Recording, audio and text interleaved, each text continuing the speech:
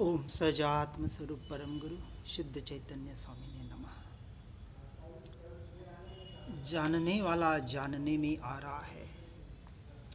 पर द्रव्य को, पर भावों को जानते वक्त मैं अपने ज्ञान स्वभाव को ही जान रहा हूँ। ऐसा निरंतर चिंतन, ऐसा निरंतर रटन और मनन हर जीव को अपने से अपने में करने का पुरुषार्थ करना है। खाते पीते उठते बैठते चलते फिरते क्रियाएं जो हो रही हैं, मन वचन काया की हर क्रिया में, क्रिया तो कर्मों के उदय से हो रही है, ना तो जीव उसका करता है ना उसका भोगता है। जीव निश्चय से अपने स्वरूप और स्वभाव का ही कर्ता भोगता है। इस बात का पहले हमें निर्णय करना पड़ेगा कि मैंने आज दिन तक पर को जाना नहीं, पर को जानने की मेरे में शक्ति ही नहीं है। मुझ में, आत्मा में एक वैभाविक शक्ति रही हुई है। उस वैभाविक शक्ति की वजह से और ज्ञान स्वभाव का जो सोपर प्रकाशक स्वरूप है, स्वभाव है, इसकी वजह से पर द्रव्य पर भाव जानने में आते हैं और उसी क्षण जीव अपने ज्ञान स्वभाव को ही जान रहा होता है। इसलिए नास्ति से निरंतर विचार करना है कि मैं पर द्रव्य और पर भाव का भी ज्ञाता दृष्टा नहीं हूँ। पर द्रव्य और पर भाव जानते वक्त वास्तविक मैं अपने स्वरूप का ही ज्ञाता दृष्टा हूँ। ये जानने वाला ही निरंतर यानी ज्ञान स्वभाव ही जानने में आ रहा है। ऐसा भाव वारंवार करने का हमें प्रयास करना है। अब कह रहे हैं कि जो ज्ञान ज्ञायक को जानता है, जो ज्ञान जानने वाले को ही जानता है, उसे वास्तविक सच्चा ज्ञान कहा जाता है। क्या कह रहे हैं? सच्चा ज्ञान, सम्यक ज्ञान। सम्यक शब्द लगा है यथार्थ परमार्थ निश्चय की दृष्टि से, कि ऐसा ज्ञान कि जो ज्ञान एक बार हो जाए वापस न जाए। इसलिए बाहर के क्षोभम ज्ञान की बात नहीं हो रही है कि आप संसार को, आपको कितना नॉलेज है, धर्म की क्रियाओं का कितना नॉलेज है, शास्त्रों का कितना ज्ञान है, इस ज्ञान की बात नहीं हो रही है। यहाँ स्पष्ट कह रहे हैं कि जो ज्ञान, क्योंकि कौन सा ज्ञान? ये मेरा ज्ञान स्वभाव, ये जो निरंतर जानने का कार्य कर रहा है, ये ज्ञान जब अपने स्वद्रव्य को यानी ज्ञायक को जानता है, ऐसे जानने वाले के ज्ञान को ही सच्चा ज्ञान, सम्यक ज्ञान कहने में आता है। और जो ज्ञान पर को जानता है और जिससे ज्ञायक की तरफ से दूर जाता है, ऐसे ज्ञान को यहाँ अज्ञान कहने में आया है। क्यों कहा? क्योंकि जब उपयोग आत्मा की भ्रांति की वजह से, इस मिथ्यात्व के उदय की वजह से उपयोग ही परद्रव्य में, परभावों में जा रहा है, ऐसी जो भ्रांति हो रही है, इसे ही अज्ञान कहा गया। तो अज्ञान भी किससे हो रहा है? आत्मा से ही हो रहा है और ज्ञान भी किससे होगा? आत्मा से ही होगा। तो सब कुछ परिणमन आत्मा से ही। तो परद्रव्य रूप इस वैभाविक शक्ति से जो परद्रव्य का जानना हो रहा है, ये जो उपयोग बाहर में जा रहा है, ऐसा जो मालूम हो रहा है, वहाँ से हटके उस ज्ञान के परिणमन को निरंतर अपने ज्ञायक की तरफ लाने का पुरुषार्थ करता है। यहाँ तो कह रहे हैं, अरे मैं राग को जानता हूँ, इससे भी अज्ञानपना नहीं जाता है और आत्मा जानने में नहीं आता है।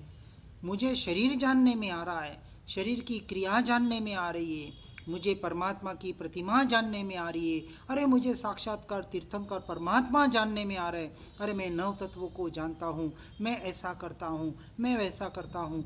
जब तक उपयोग पर द्रव्यों में है, पर भावों में है।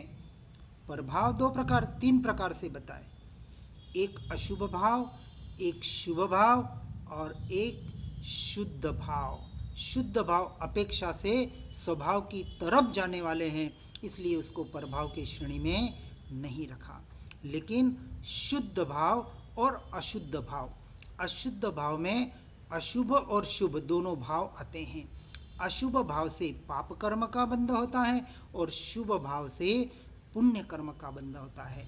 एकमात्र शुद्ध भाव से संवर होता है और शुद्ध भाव के द्वारा आत्मरमणता से निर्जरा होती है। इस बात को हमें बहुत गहराई से समझना है और इसको समझने के लिए बाहर सद्देव, सद्गुरु, सद्धर्म का श्रद्धान, फिर उसके बाद नव तत्व का या सात तत्व का यथार्थ श्रद्धान, तो बाहर के इन श्रद्धान के द्वारा, जीव के विचार के द्वारा, उसकी समझ के द्वारा फिर अजीव तत्व से छूटकर एकमात्र जीव तत्व में स्वरूप रमणता करना, इसी का नाम सच्चा धर्म है। और यही धर्म कब घटित होता है?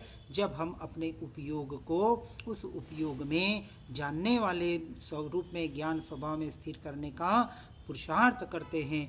इसलिए जब ज्ञेय का विषय ज्ञान स्वभाव होता है, क्या कह रहे हैं? ज्ञेय किसे कहा? ज्ञेय कि जो वस्तु जानने में आती है उसे ज्ञेय कहा जाता है। जब तक ज्ञेय का विषय परद्रव्य और परभाव होगा तब तक अज्ञान दशा है, और जब ज्ञेय का विषय ये ज्ञान स्वभाव होगा, इसी को कहा कि जब जानने वाले के ऊपर दृष्टि जाएगी तो जानने वाला ही जानने में आएगा, और इसी का नाम सम्यक दृष्टि है।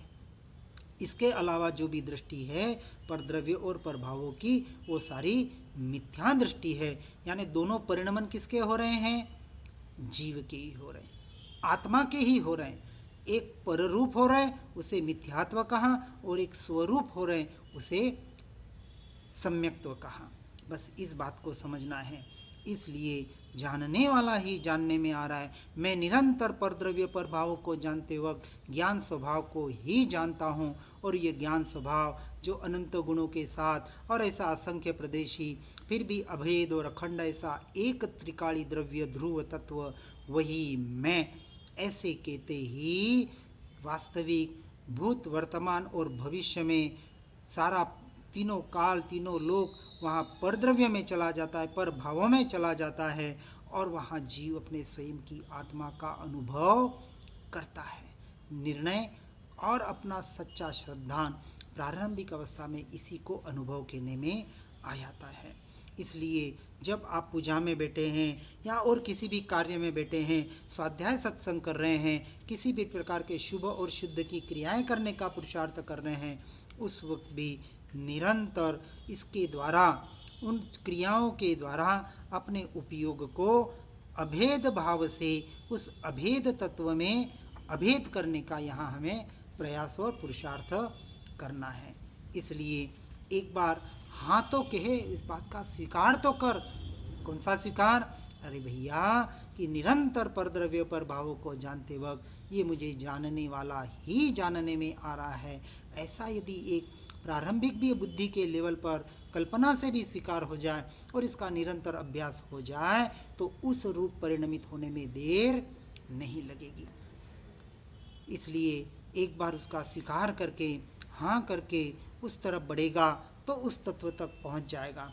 लेकिन ना करेगा, नहीं नहीं नहीं भैया ये तो नहीं हो रहा है, कुछ 2-4-8 दिन प्रयत्न करेगा और उसको छोड़ देगा। अरे भैया अनादि का संस्कार तोड़ना है और तू चाहता है कि 8-15 दिन में मेरा काम हो जाए, तो किसी के पास कोई जादू की छड़ी नहीं है, किसी के पास नहीं है, परमात्मा के पास भी नहीं है, तो औरों के पास तो कहाँ से होगी। और ये जादू की छड़ी किसके पास है? स्वयं के पास। बस हर जीव के हर के पास है, क्योंकि हर जीव स्वयं से स्वयं के भीतर जा सकता है, उसे भीतर ले जाने वाला और कोई दूसरा हो ही नहीं सकता। देव गुरु शास्त्र निमित्त बन सकते हैं परंतु हमारा कार्य नहीं करा सकते। कार्य तो स्वयं से स्वयं में ही करना पड़ेगा, और यदि स्वयं का कार्य नहीं करेगा तो ये मिथ्यात्व रूपी, ये अज्ञान दशा रूपी, ये जो दोष, ये महापाप, ये बाहर यानी नीचे और निगोद तक ले जाने में भी संकोच नहीं करेगा, क्योंकि कहते हैं कर्म को शर्म नहीं है। इसलिए अपने भीतर झांक के देखना है कि मैं कहाँ हूँ। इसलिए जिस अभिप्राय में ये जैसे जैसे हम इस अभिप्राय में आगे बढ़ेंगे, ये मोह भी हटते जाएगा, राग द्वेष भी घटते जाएगा, सारा मोहनीय कर्म शिथिल पड़ते जाएगा, और एक समय ऐसा आएगा कि वो मोहनीय कर्म से दृष्टि हट जाएगी और निजीव अपने आत्मा में, अपने स्वरूप में अनंत काल के लिए स्थिर हो जाएगा। तो वहाँ कर्म की स्थिति भी घटेगी, अनुभाग भी घटेंगे, जितने जो बंध के परिणाम हैं वो अपने आप घटते जाएंगे, और संवर निर्जरा होते होते एक वक्त ऐसा आएगा कि 4 घाती कर्म का क्षय होकर केवल ज्ञान प्रकट होगा, और फिर नियम से अघाती कर्मों का क्षय होकर जीव परमानेंट उस मुक्त दशा को, सिद्ध दशा को पर्याय में प्रकट करेगा। किसके आधार पर? स्वयं के आधार एकमात्र आत्मरमणता के आधार पर। इसलिए सर्वोत्कृष्ट मार्ग, मोक्ष का मार्ग, भले कहते हैं सम्यक दर्शन ज्ञान चारित्राणी मोक्ष मार्ग, तीनों की एक रूपता यानी आत्मलीनता, इस बात को गहराई से समझना है। इसलिए जो पर को जानती है उसे कर्म चेतना कहते हैं, और जब यही कर्म चेतना बदल कर दिशा जब बदलती है और जानने वाले को जानने लगती है तो उसे ज्ञान चेतना कहने में आता है। एक कर्म की धारा बह रही है और एक ज्ञान की धारा बह रही है, दोनों धारा यहाँ समानांतर एक ही समय में, यानी कर्म जिस समय एक उसका एक पर्याय उत्पाद होती है, उसी क्षण ज्ञान स्वभाव की एक पर्याय उत्पाद होती है। दूसरे समय में एक नष्ट उत्पाद व्यय जैसे कर्म की धारा में हो रहा है, हर समय ज्ञान में भी ज्ञान की पर्याय में उत्पाद व्यय निरंतर हर क्षण हर समय हो रहा है। अब हमारा पुरुषार्थ ये है कि उपयोग, जैसे कहते हैं कि यह पर्याय है, कौन सी? बीज की पर्याय, उसके पास दो कारण है अभी। एक उसी से उत्पन्न होने वाली, यानी जीव से ही उत्पन्न होने वाली एक राग की पर्याय, और जीव से ही उत्पन्न होने वाली एक ज्ञान की पर्याय। ज्ञान एक तरफ, राग एक तरफ, बीच में कौन है? जीव, पर्याय है, पर्याय, पर्याय है। ज्ञान यानी जीव और राग यानी जीव का भाव। अब ये नपुंसक है, ये पुरुष है, अब इस स्त्री को वर्ण करना है। अब वर्ण करना किसके हाथ में है? इस पर्याय के हाथ में है।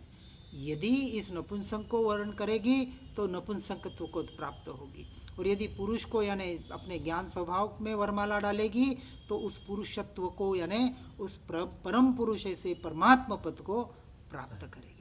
अब ये पुरुषार्थ, इसलिए उसको पुरुषार्थ कहा गया, उस पर्याय के हाथ में है। और वास्तविक अपेक्षा से ये भी सारे व्यवहार के कथन है। व्यवहार, क्योंकि कथन हर व्यवहार का होता है। अनुभव में न शब्द है, न वर्ण है, न जाति है, न कुछ है, कुछ भी नहीं है, नहीं सिर्फ है। अनुभव है। मैं आत्मा हूँ, मैं जानने वाला हूँ, ये भेद ज्ञान का भी अभ्यास वहाँ नहीं है। होता। ये विकल्प भी वहाँ नहीं है, क्योंकि आत्मा तो सदैव निर्विकल्प अवस्था वाला ही है। लेकिन हमें उस अवस्था तक पहुँचना, इसका नाम व्यवहार है। इसलिए कहते हैं, हे भव्य, तुम सभी को जानने वाले हो और इसका स्वीकार करके इस बात को सुनकर निरंतर बहिर्मुखता छोड़कर अंतर्मुख बनने का प्रयास करो। और यह प्रयास नहीं करोगे तो हर अभिप्राय के वक्त पर द्रव्य में अभिप्राय करोगे तो क्षण क्षण में 70 कोड़ा कोड़ी ऐसे महापाप का बंध करोगे।